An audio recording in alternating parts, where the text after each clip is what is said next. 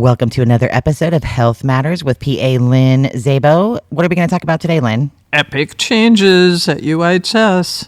Ooh. Yeah, so UIHS is changing their electronic health record from Oh, I see what you did there. Epic changes. Yeah.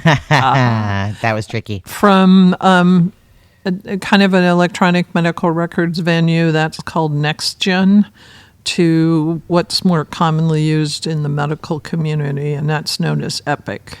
And it's kind of interesting how Epic came about. So it's the largest privately owned electronic health record company in the world. And it serves 305 million patients. Oh, wow. And here's what That's almost everybody. Yeah. Here's what I thought was cool. It's also worldwide. So okay. A lot of people.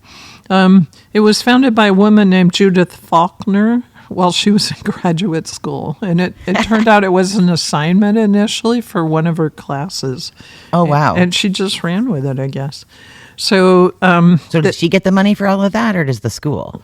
I bet they've got agreements. I don't know the outcome of that. But so centrally located in Verona, Wisconsin, on a campus designed to look like a Harry Potter set. And in fact, the dining facility looks just like London's King's Cross Railroad Station. Why would they do that with a medical charts facility? They have a lot of money, and they're creative people, I guess. So You gotta love nerds. I know. Kind of interesting. Anyway, they develop, manufacture, license, support, and sell electronic health record software. So that's what they do. But they have a lot of problems. So the goal and the biggest selling point to administrators everywhere is to maximize profits and focus on what's called upcoding. And so that to a certain level is getting the maximum amount you can as far as billing out of a specific visit. And there's a really definitive line there when you're just trying to maximize what you get reimbursed to when it becomes illegal that you're actually charging for stuff that wasn't done. Gotcha. So like if you get hurt at work and you're supposed to go, you have to go to the emergency room and they're supposed to do a urine test, but they don't, but they bill for it anyway, kind of a thing? Gotcha. Exactly. So the goal is to maximize profits. And as far as I've seen, although one of the people that helped this woman start this, and probably in the early days was an MD, but I haven't seen very much provider involvement in it. Providers claim to love it. It is more intuitive, and I think as far as working in both, both systems at Open Door, we use Epic, and then at NextGen at UIHS we use NextGen. NextGen is kind of like driving your mother's Datsun when you're a teenager. It's nice, safe, and slow. Yeah, it's a way to get around, but it's kind of horrific in its clunkiness. And Epic is like getting into the Porsche at the auto dealers, vroom, vroom, vroom. So, wow. Okay, so there's a huge difference. There's a huge difference, but that means the Epic system can be used for a lot more sophisticated stuff that administrators especially like because it brings in more billing. And so what that means is providers spend 2 hours entering data for every hour they spend with patients. You're kidding. Yeah. So training is time consuming, and I'm here to testify. I'll tell you a little bit later what my training experience was. I've already used it at 2 other sites, so I'm a little bit more used to it. Users suffer alert fatigue. That means things pop up to warn you. Like, for example, if you're prescribing an antibiotic and it's distantly related to another antibiotic that a patient's allergic to, but the possibility of an allergic reaction is less than 1%, it pops up and gets in your face and makes it hard to prescribe that particular antibiotic, which the patient has risks for not being treated. So as a provider, you're always balancing risks, and this is always overemphasizing the risks, being a little hysterical. Okay. Yeah. And so nobody needs hysterics in the doctor's office. I'm just saying. Oh, totally. Anyway, providers on the Epic system deal more with burnout and have overall earlier retirement, which I think is hysterical. So wait, so people are actually leaving because they don't want to deal with Epic? Yeah. Wow. Because it takes them away. It makes providers data entry clerks, and it doesn't give us a chance to use the listening talents, the physical exam talents, the experiential understanding of how disease works and how we can solve a patient's problem. Okay, that makes sense. Yeah. So you're just typing in the information instead of listening. The difference between a data entry clerk and a healer. Okay. Okay, we went into it for the healing, not for the data entry. So tomorrow, UIHS is starting in this system, in the Epic system. And a couple things will be important. So tomorrow, just for reference, is Monday, October 20th. So we've been doing online training for about 6 months. 6 months of training on the system? Yeah. That doesn't mean all the training we've been doing is relevant. But anyway, I couldn't sign on back in April when I was assigned to it, so I didn't do it. and nobody noticed for about 5 months, which is bad of me. I understand my administrators expect more of me, but I'm already working 10 hours a week in this system, so I feel like that's training. And the reason I couldn't sign into it was not just because I'm a 67-year-old and hate computers. It was because there was an IT problem in it. When I approached the trainer to get help, it kind of got ignored for a while. And then she said, like they always say, it's not supposed to do that. I'll get back to you. And then I never heard from her again. But it turned out... It's totally not your fault. Right. And I was really passive about going, okay. So, but what really... I love that about you. I'm just saying. I know.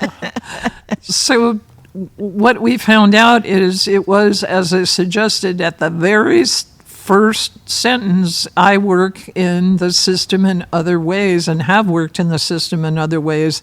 And so it wasn't recognizing me because of that. It didn't know how to define me, whether I was an employee at Sutter, whether I was an employee at Open Door, whether I was an employee training at UIHS. Oh, so you have like the dual... So I told her what I thought the problem was, and she ignored that. So it took a while. Also, when you're sitting there essentially watching a YouTube video, and some of the medical assistants have gotten so confused, they've just dropped into YouTube, which is like what we do in life, right? Yeah. Yeah. You can't figure something. YouTube University. Yeah. When I brought my daughter home from college, I couldn't figure out how to put the bike carrier on the Subi I was driving. So we got a YouTube video and we had it on in like 3 minutes. But so they've been doing that. But a lot of EMR success is built on muscle memory. So click here, click here, click here. So your eyes know where to go and your finger knows where to click. Okay. And that's like learning to play the piano. You know where to put your fingers in the right order at the right times. Okay. And so just watching somebody do it on YouTube isn't the way to learn it. Okay. So so I opted out of the training because I figured 10 hours a week I was doing my own training, and they went with that. Gotcha. So I'm relying on my outside experience. But I have a theory. My theory of electronic medical records, I've been involved, I think, in the two major ones, NextGen at Planned Parenthood and at UIHS and now Epic, is that you really only need to know 10 important things. And I get to decide what's important, not the trainers. Oh, okay. And so I learn those 10 important things to get my job done, and then I learn all the other stuff as I go along. That makes sense. Because my thing is not to provide data for administrative for administrative evaluation, but to provide patient care. So when that patient's in the clinic, Number one, I pay attention to them in the room, and I don't turn on the computer, which bugs about 2% of patients.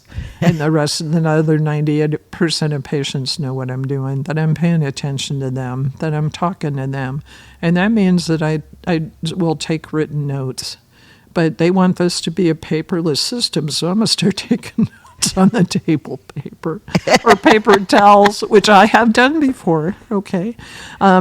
Because how are you going to remember all the details if you don't? So as somebody who likes data, right? It's like Right. I'm a data dog, right? Sure. I would take you to be Oh. a data nerd. Right. So as somebody who likes data and understands the importance of it, I'm assuming, I could be wrong here, but that UIHS, like Open Door, relies on grants and federal funding Right. and state funding and those types of Right. things.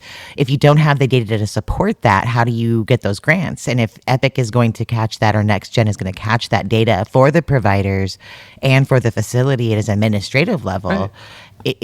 I will eventually get there, but not on the first day, and not if it takes away from the experience that the patient is having. I completely agree with that. Yeah. I'm just wondering if there's a different person that can go in and capture the data so that the providers can be providers and then still get those information. Yeah, those are called medical assistants, really. I mean, and they pretty much anybody that anything that providers don't want to do, medical assistants end up doing. And their job is so vast, and they get blamed for so much. And, they're not necessarily medically educated, although they become quite competent at medicine. It's just, becomes a burner job for them. And what do you mean by a burner job? Just something they're doing for they now? burn out really quickly Okay. because everybody always, that gives them what's known in medicine a running scut. So all the little mindless details. And then you never say, look, you did that well, or you thought that out well. It's always, you did it wrong. Oh. So it's mostly single women in this community who are working towards getting nursing degrees, and they're starting at the bottom at medical assistants. Okay. It's not really the bottom in my heart.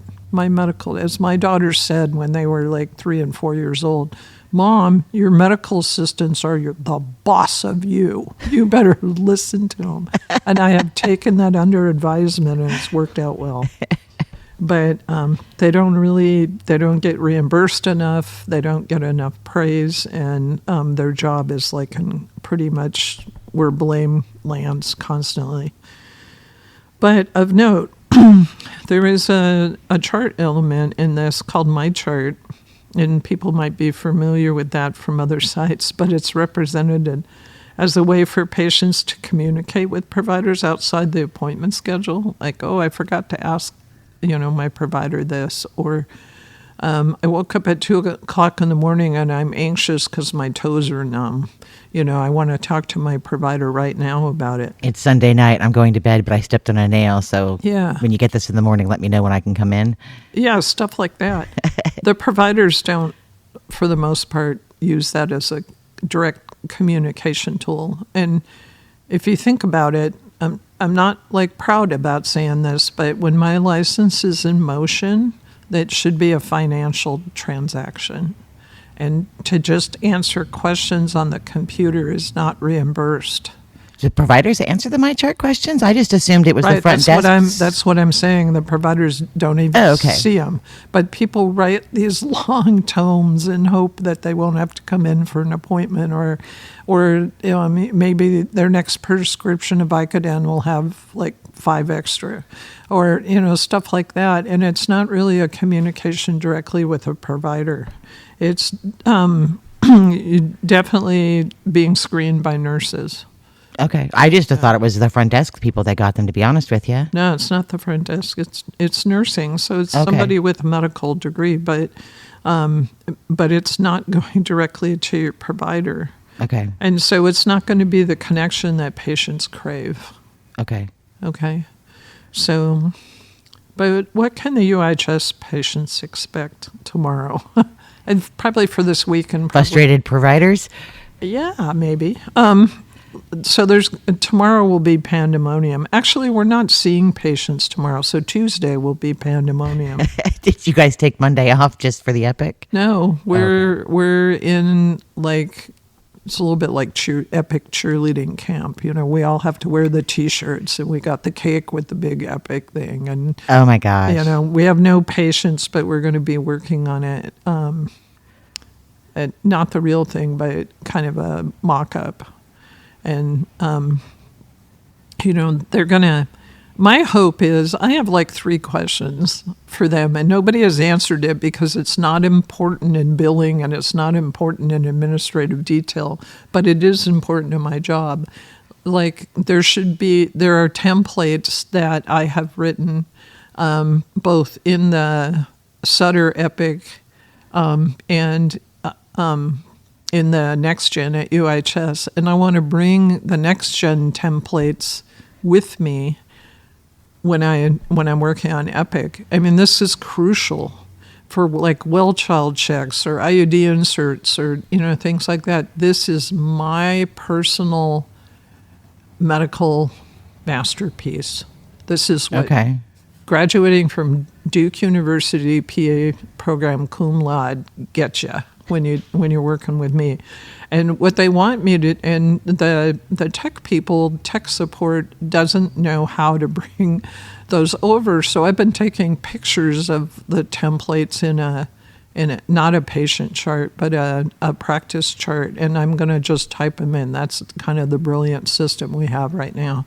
And so they go, but they're trying to be helpful, and they go, well, you can just use other people's templates. But let me tell you, for a provider, that's like wearing somebody else's dirty underwear. That's an awful analogy, Lynn. I am not satisfied with that. And I've asked the question now, I don't know, about 5 times, but nobody seems to be able to answer it. So I think they just... But there's an underlying greater truth here, is that EHR doesn't respect the individual talents and competencies of the provider if you have to use somebody else's work. Yeah. And just plug in. Is that one of those things where you find your NMA that's really good with tech and tell them this is what I want? Well, he doesn't know either. But yeah, I've already asked that question. But I think it's appalling that the providers don't get the level of respect that somebody's actually investigating this. Right, because you should be able to copy and paste the text from the next gen, put it into a Word document, and then have the IT people at Epic write your thing for you and then just put it into yours. So it's there for you. They don't want to do that. They are so not into that. So the third question I have is, I really want to do, I do OB, and there's templates in there, specials, like a section in the chart, if you can imagine that in your head, that's OB related, that has all the most pertinent things to, like a woman being followed for a pregnancy and then postpartum. Okay. And so I've been saying, well, if you guys want me to do this homework, where's the OB section? OB section? I know it exists, but I don't know where it is. I don't know how to access it. So for me, it's YouTube tonight. It's super frustrating. And then what was the third thing? The third thing is, it's super important to me to be able to close all my charts when I leave work. And it's important to me, if we're yammering on about work-life balance, it's important to me that not be at 9:30 like it has during some years of my career. So, I've been asking, what can you tell me that's going to make this really complicated, not really relevant to what I care about in medicine, process easier, and they just sit there and blink at you. So my job tomorrow is to keep my mouth shut, I think. I've made my 3 needs known, okay? And so I think, what can a patient expect? It's going to be longer to get prescriptions filled and questions answered. It's going to take longer to get an appointment because the press of patients is going up, right? Cold and flu season. Uh-huh. And there's already a healthy press of patients in Del Norte because people, have a limited number of access to care. So, but providers for this are going to be scheduled, patients are going to be scheduled every 30 minutes instead of every 20 minutes. And it's going to be really frustrating for patients. It's because not as many will be seen in a day. Yeah, they're not going to understand how complicated it is. So don't get angry at the medical assistants, number one. Do not yell at the nurses, number two. It will not be tolerated in my pod. But don't get angry at the providers because they're doing the best they can. Okay. And things will get better slowly. But I'm curious why they decided to do this in a high-demand system. There's a waxing and waning of PRESA patients in Del Norte County, and as soon as the kids get out of school, there's kind of a time to breathe. So is there anything positive about this? Well, I do think that more travelers and new students will be able to incorporate into it because it's a system they're more familiar with. It's probably the system being used at all the tertiary care hospitals, which means the big teaching hospitals in the big cities. And this is going to be golden up here. I think the computer system will be able to, between Sutter, Open Door, and UIHS Net will now be able to talk to each other better. So for me, that means OB records will finally be available to Sutter OB. That'd be helpful. And I won't have to walk or hobble over to the hospital to hand them paper. And the primary provider, if somebody goes to the ER, the primary provider will have that information pretty directly in the chart, which is I think super helpful, especially if you're talking about pain meds. And then you can have an awareness that somebody got pretty easily, that somebody got like 30 Percocet from somebody else. And if they're in there to talk to you today about their Percocet refill, you're going to be able to say, what? What's Gotcha. going on here? So I think that's going to be easier. And I think those are definite pluses. So my strategy tomorrow comes from that time-honored children's book, Piggy in the Puddle. And I will hold my nose, I will yell, here goes, and I will jump in too.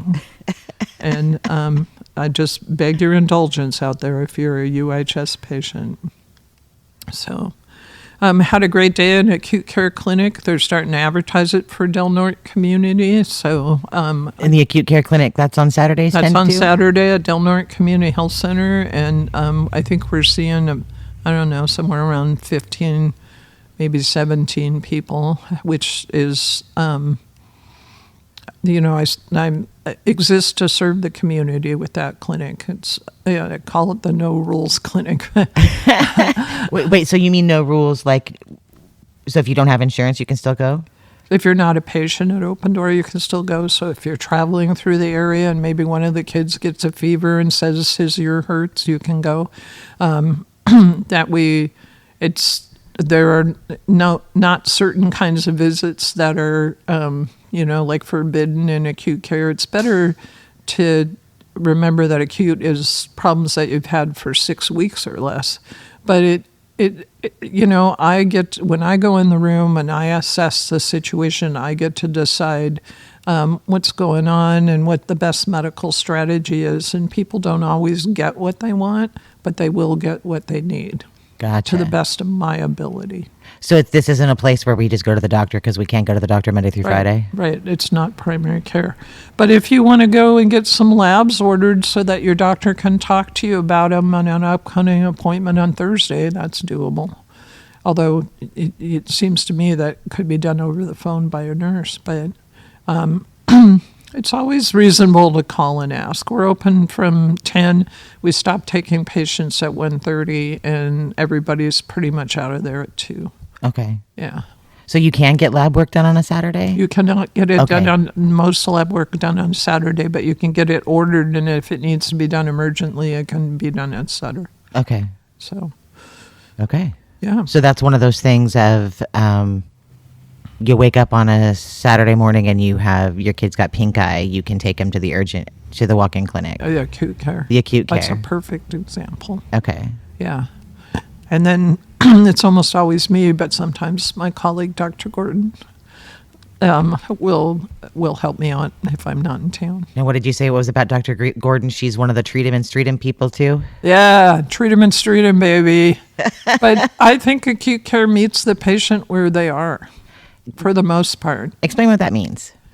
So let's say you wake up in the morning with pink eye. You're not really worried about whether your chlamydia and gonorrhea testing is up to date, although you might be, because there could be a tie. Depends how old you are. But you're just about the eye. It's just about the eye. We're going to make your eye better. We're going to make sure your eye doesn't have scary things going on. We're going to get you functional so you can, go back to school or go back to work on Monday. So it's not so much like focus on every healthcare need that you might have that you're not even thinking about at the moment. Okay. So that's primary care. Primary care is about taking care of the whole package. Okay. And addressing problems that you didn't even know you had. I've lost track of when my mammograms due, or, things like all those little things we kind of keep on the back burner and like to forget. Colonoscopies, mammograms, physicals. Routine blood results, stuff like that. Gotcha. So okay. we don't do those in acute care. It's treat 'em and street 'em, baby. So, are you able to do stitches and things like that, or is that something you have to go to the hospital for? I could. It depends on the laceration. I like stapling things, but that's not always good either.